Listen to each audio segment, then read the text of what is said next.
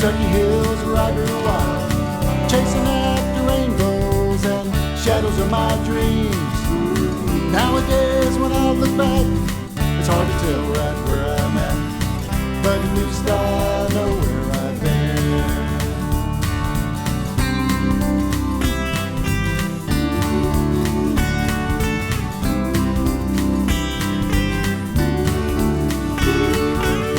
And I remember as a child, Kentucky hills where I grew up, running barefoot through the streams, sleeping up in the hayloft. Back then there was no cost. Nowadays there's a price on everything. Grandpa kept the Bible read, then he'd run his young'uns off to bed. Grandma sat next to him. They gave us trust and showed us love. Have faith in the Lord above. To me, that meant everything. And I remember as a child, Kentucky hills where I grew up, chasing after rainbows and shadows of my dreams. Nowadays when I look back, it's hard to tell right where I'm at, but at least I know where I've been. At least I know where I've been. At least I know where I've been. Alright guys, welcome back. We are here in Johnson City, Tennessee at A.O. Smith State Water Heaters, whatever you want to call it. Supposed to drop and hook here. And we are going to pick up a load that goes out to... we'll talk about that later. As for now, I should have taken a different address, but I didn't realize that's what I could do. Because I gotta go over this yellow bridge and turn left. So this I haven't been here literally since I was training with my trainer. Whenever I was brand new to trucking, this is one of the places we came to, and it was,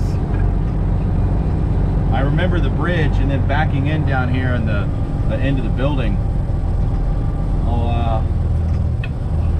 Little Mike on cow chip on the radio whenever I was training at RE West. He's still out there trucking.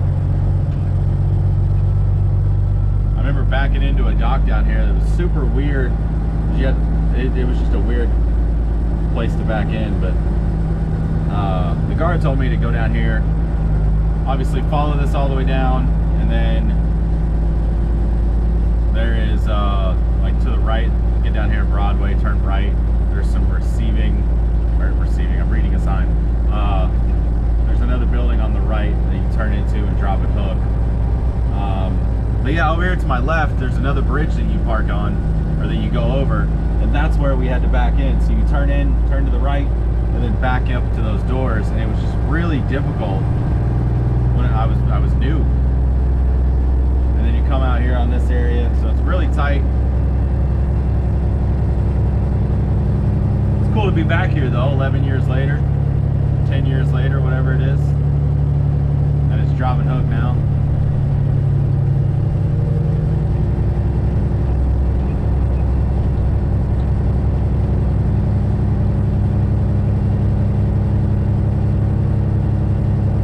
I would have had the regular address, that would have been nice.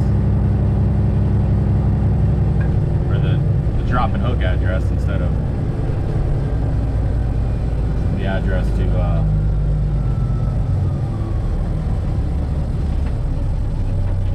whatever. Told me to just keep going. I said I didn't have to stop for anything.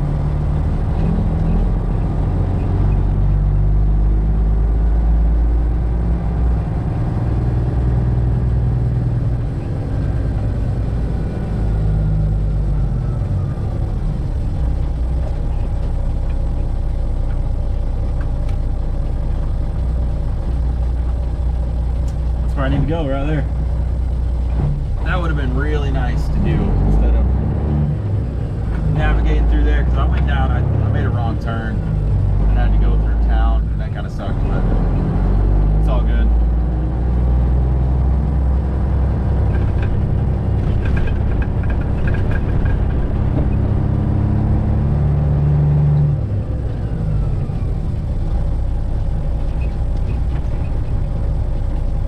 Let's go on here and drop and hook, guys.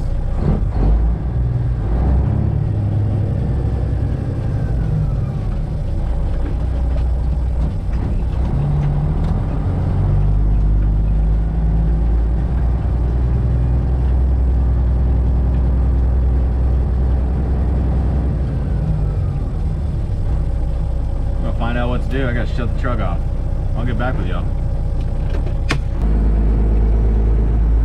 Well, ladies and gentlemen, we are in Memphis, at least in Shelby County. Where are we here? The 240 and 40 split I need to get over.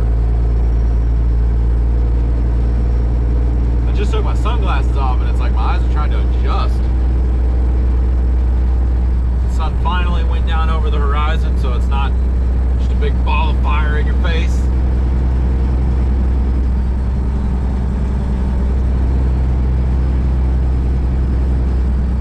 We are running all the way over to Moore, Oklahoma. Should have left a little sooner, but it's all good. We're running out here.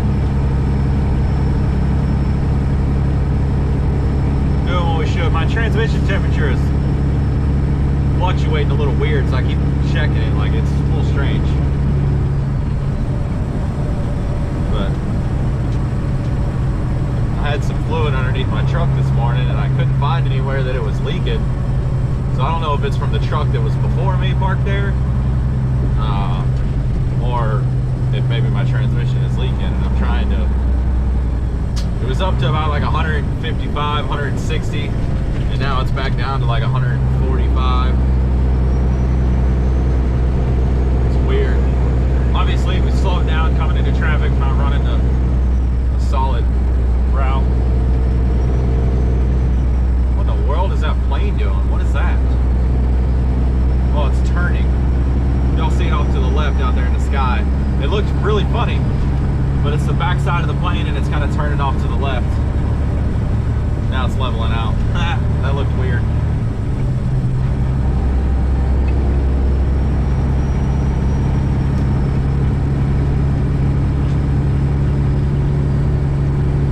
Oh. I was able to swing through the house for a night, which is always nice.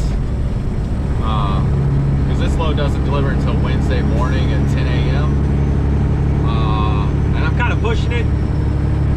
My fault if something happens and I don't make it, because I had plenty of time. But so far everything's good to go. Like we're trucking, everything's good. We're gonna stop and throw in a couple $100 worth of fuel in Arkansas when we get to it. But other than that, should be good to go. Definitely gonna be midnight or so when we pull into this place, which is fine with me as long as there's parking or planning on my part. It's always hard to leave the house, but I changed my swapped out my air filters for some Fleet ones, and I run the Fleet air filters. I'll throw a screenshot up here or whatever what they look like, picture of them. They're aftermarket. They're like a K&N air filter for a truck, for a semi, basically. You clean them, wash them out, and then put them back in. Pretty much all trucks that have an option for them through fleetairfilters.com or fleetair.com, something like that. I'll put the info in the description below, and I'll put the exact model that this truck takes in case you got a classic, you're interested in them. And I know these, I think it's the KWs and the Pete's all run, I think they're all the same filter, because they're the outside and the canisters on the side of the hood. So I changed those out.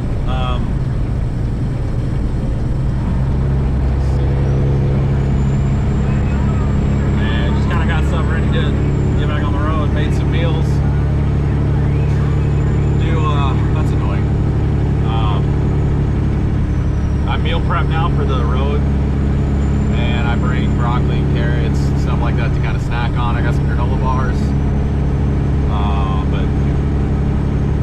do a lot of meal prepping at home and just get it all ready.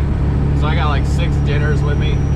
I got 4 breakfasts, and I just made too much for the dinners. That's why I got a couple extras, but I can eat that for lunch if I want. Yeah, some blueberries and carrots and broccoli and cauliflower.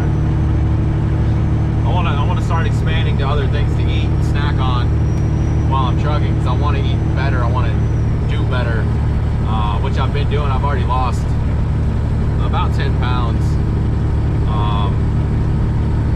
So that's nice to see. You know, I'm pulling my belt that I'm usually in the second run, or the second hole for my belt. I'm now in the last one, unless I'm carrying inside the waist, and then I'm in the second to last one, which obviously, right? So a huge physical feeling where I've actually lost the weight and I can feel it. That's nice. It makes me happy. But we're trucking. Gonna keep getting out and running. Try to stay south as much as possible so I can actually get out and jog and exercise. And that's the beauty about having a truck where I got the sleeper like this, because I got this kind of room here. I can lay down and I can do sit-ups and push-ups and all that kind of stuff on the floor. Just different things, which is nice. Squats, whatever I need to do inside the cab if it is too cold to get out. I can still do a good 30-minute exercise or so in here, which I got to do more of. I enjoy running. It's kind of an outlet. Walking, jogging, whatever. I'm down to a 13-minute mile, which is not super good, not real fast, but I was at like a 15 when I first started, so I've knocked 2 minutes off that mile of being able to stay jogging the entire time instead of jog for, I don't know, 50, 60 yards and then have to walk and then jog some more and then have to walk. Like, I can actually jog a mile. So that's impressive. I'm happy about that. Definitely making some strides. And my wife's doing the same thing. She's got a local workout that she goes to, unlimited for a certain amount of a week. It's an actual class that they train you. I'm not going to tell you where it is or who it's with, because I don't want y'all creeping. There's some creepers out there. But yeah, so she pays a weekly fee, and she can actually get trained in a class as many times as she wants a week. They got different hours. So when the kids are, busy, she can't make a certain class, she can go to a later class, she can go to an early class. It's nice for her, and that's definitely helped her lose a little weight and just mentally get more in shape mentally. Which is amazing how much exercise and just getting out and walking can do for your mind. I don't know how much y'all realize this, but whenever I started having in August, I started going to the hospital, the chiropractor, like this whole medical journey started for me. I sunk down into a super depression. Like, I was extremely depressed. My mood swings were insane. Anxiety would take over, and I would get a panic attack. I'd get anxiety attacks. Never dealt with any of that before. And my wife and some of my good friends, Robbie's been there. My brother. I talked to my dad. Like, I got several people in my life that have, looked out for me, checked on me, and I appreciate you guys. You guys know who you are. If I didn't mention you, and I really do appreciate you guys. Yeah, it was pretty gnarly. I didn't want to go to work. I didn't want to leave the house. I was terrified to go anywhere without somebody that I knew. Just out of fear of something happening, and nobody knows me. Nobody knows, like, nobody cares. So as long as I was around somebody that I knew, I was okay. And it tore me down financially. We spent most of our savings because I didn't work. And that kind of sucked. But it still sucks, especially around Christmas. We're trying to get the kids stuff for Christmas and pay the bills and stay afloat and restack our maintenance and savings. And it's hard. Anxiety and depression and all that kind of stuff is very difficult. There's more that happened with me as far as my medical. Like, I was super concerned and I stayed worried about having a heart attack. That's all. I wouldn't eat certain things. I completely changed my life based on what I eat, what I drink, because I was terrified it was going to affect my heart and I was going to have a heart attack immediately after eating it, you know, or during it or whatever. I didn't want to do certain things because I was worried that, you know, I'd have a heart attack. But after 5 ER visits, you know, multiple EKGs, ECGs, blood work, X-rays, CT scans, with and without contrast, everybody says I'm good, I'm healthy, and I had to convince myself of that and like pull myself away from the depression and anxiety and the mental spiral that I caused, because I went downhill really bad, really quick. You know, I've never dealt with it, so it was pretty rough. It was pretty gnarly stuff to deal with mentally like that. But definitely, I got to thank God for getting me through it, giving me the strength to get through it. You know, I'm still battling it, but I know that every day His mercies are new, and He's gonna take care of me today, and that's what I focus on now. I focus on, you know, seeking Him and reading His Word and guidance, and just having faith that He's gonna take care of me. And that might not be me having the nicest truck, all my bills paid in advance. It might just be 3 meals and a cot, you know. So I have to continue to seek Him, and it's not that I have to, I want to. And I continue to give Him the glory for everything He's brought me through, and for all the blessings He's got in store for us. And I'm very thankful to have Him in my heart, to have my friends and my family in my life. Yeah, so if you guys know somebody that's having some mental problems, or, you know, just anxiety, or just reach out. Don't wait till it's too late. Just reach out, talk to them, ask them how they're doing. Let them know you care. That's a huge deal. You might not want to hear the same story over and over and over, but to them it helps, because that's what helped me. My wife was tired of hearing what I was dealing with, what I was going through, and it was out of love, and I annoyed her. I know I did, because it was very frustrating. But she, come on now, where are you going?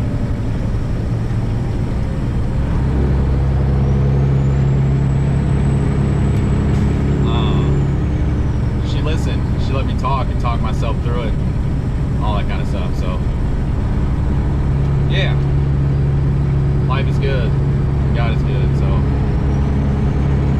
we're gonna get on through Memphis here, get fuel in Arkansas. We're gonna get some fuel in Arkansas. We'll pound some pavement down the road, and I feel like I've talked enough. I get uncomfortable when I start making these long speeches. I know a lot of people just want to hear about trucking and not my life, and this is an outlet for me, if y'all haven't realized. I like doing this. I like making things aware, making other people aware of what's going on, because it's not just that we're sitting here driving a truck. You know, we're away from our families. We're you know, we're dealing with all this stuff mentally and physically, and it's hard out here on the road. Now, this isn't a pity party, so don't even go there. You know, I just want people to love others more, treat other people the way you want to be treated, love your neighbor, and love God. So that's what I'm trying to spread. Once we get over this bridge up here, we might have a way station to go into. It depends on if they pull us in. I don't know.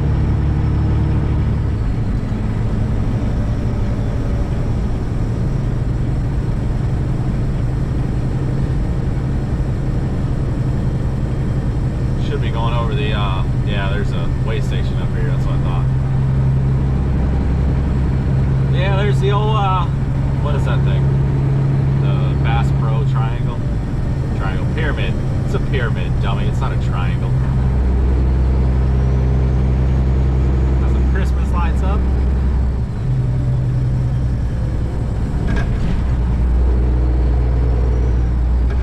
If y'all haven't been there in Memphis, been to the Bass Pro, that's pretty neat. Gotta admit, it's definitely neat. I mean, it's a Bass Pro, but it's like, it's pretty cool. Definitely go if you get a chance. Why did you get over in front of me like that?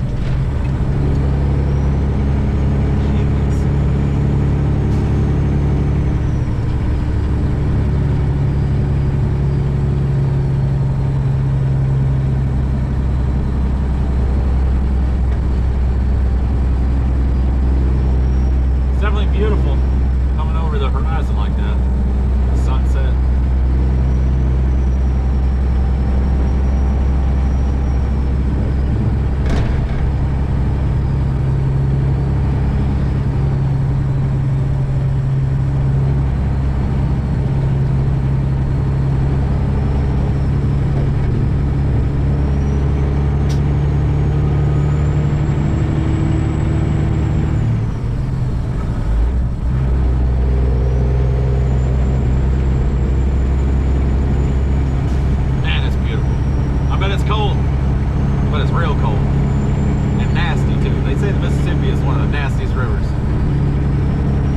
Muddy. Is that what they call it?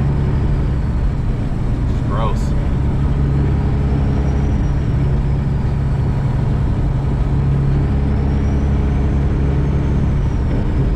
I didn't even notice I got a green light or not. I didn't get either a green light or a red light.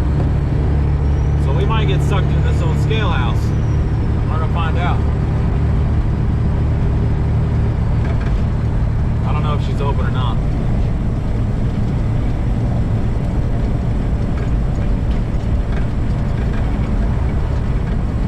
Flashing light like that.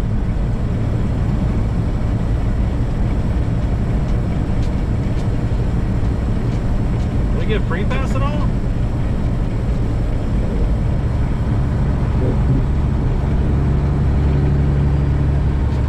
It doesn't say open or closed. Yeah, I'm gonna go with closed.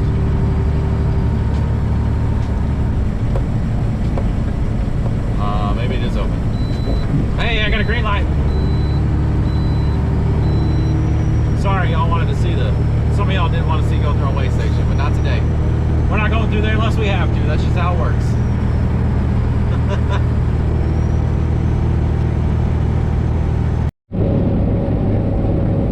Well, here we are in Van Buren, Arkansas. And we got the red light to get sucked into this old scale.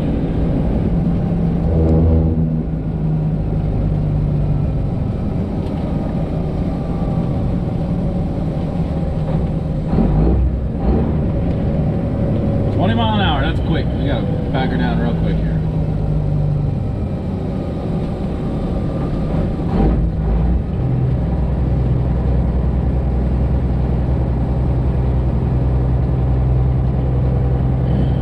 Got the bypass so far.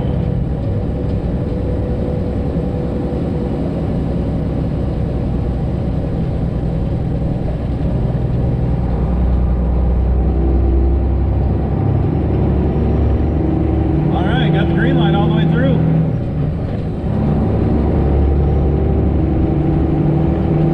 Not too bad.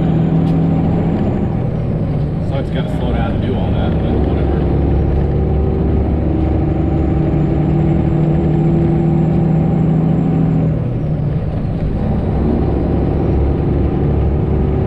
We got 188 miles to go, 2 hours 45 minutes, according to the old GPS.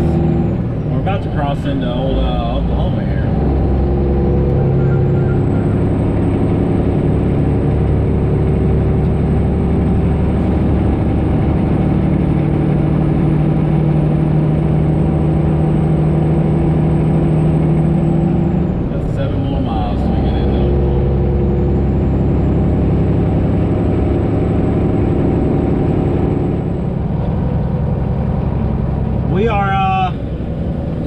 Oklahoma, ladies and gentlemen. We're about to make this U-turn here, go under I-35 south and north, I guess. We're gonna go under both of them. And pull in over there to Wind Supply.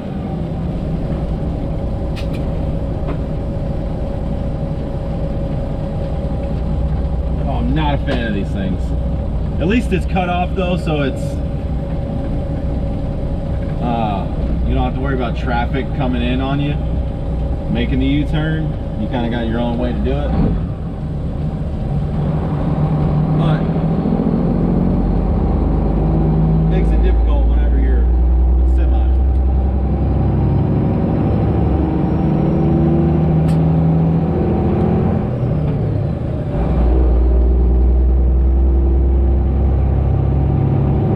We get in the dock in the morning, we'll talk about what the slope pays and all that good kind of stuff. So I seen some other trucks when I was coming south, so it looks like there shouldn't be a problem parking up here. Just gotta get up here to it. It's a new facility, so online, like Google Earth and all that, it's a field. There's no pictures, there's no reviews. So I'm gonna make sure I leave a review and let people know that you can park here overnight, as long as you can park. Oh, I know the entrance is up here somewhere.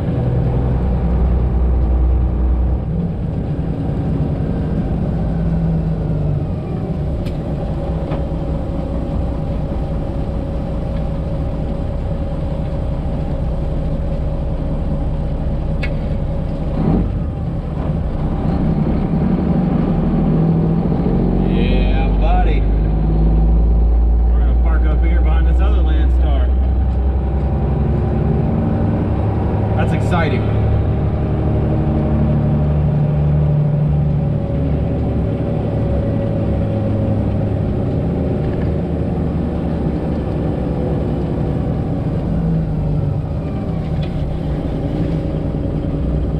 Receiving is straight ahead.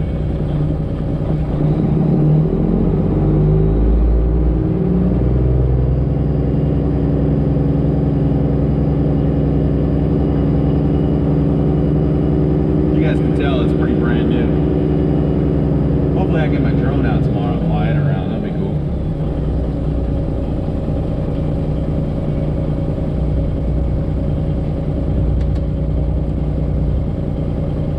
I've never made love in a Pinto. Tell me, has anyone? You just can't get to Lover's Lane if the darn old thing won't run. Spent more time in a tow truck than in my baby's arms. I never made love in a Pinto. Tell me, has anyone? I know every tow truck driver, my first name in my town. See me on the side of the road and they swing right back around. Knew I was good for the money, 'cause it's the only thing I spent it on. I can't keep a date when you show up late, this Pinto ain't no fun. I never made love in a Pinto. Tell me, has anyone? Just can't see the Lover's Lane if the darn old thing won't run.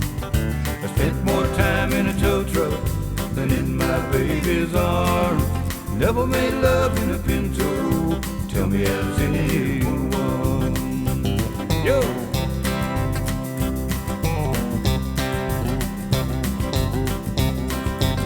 It sure is a small car. Roll down the window.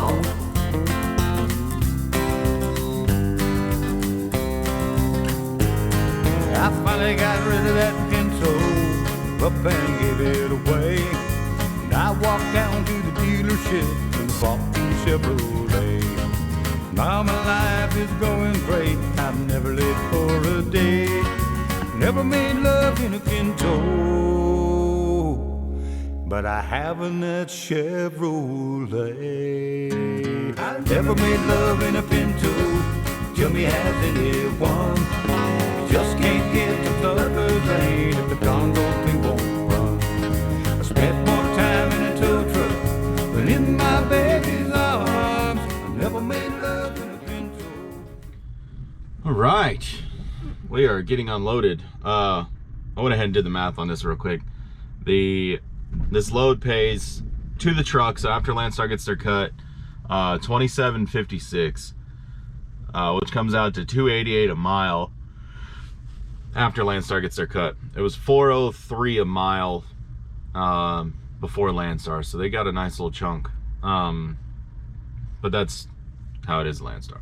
It's just whatever. But I don't care about the overall rate that's going to me and to Landstar. I pay attention to what is it going to pay me after Landstar gets their cut, and that can vary based on how much the fuel surcharge is, what other accessorials there are that'll come out of the line haul, things like that. So because Landstar gets 35% of the line haul and I get 100% of everything else, so that can make things, every load's different. It's not like you get you get $650 of every $1,000 load. It's not that way. There's more to it. And I definitely think that Landstar's a good place to be, even with rates going down. Rates are rough right now. But I pulled this load. I went home for 2 nights and still was able to, make some decent money from picking up from Johnson City to coming over here to Oklahoma. The trick is getting out of Oklahoma, which I just got some load alerts. So let's take a look at these. Well, I got you here.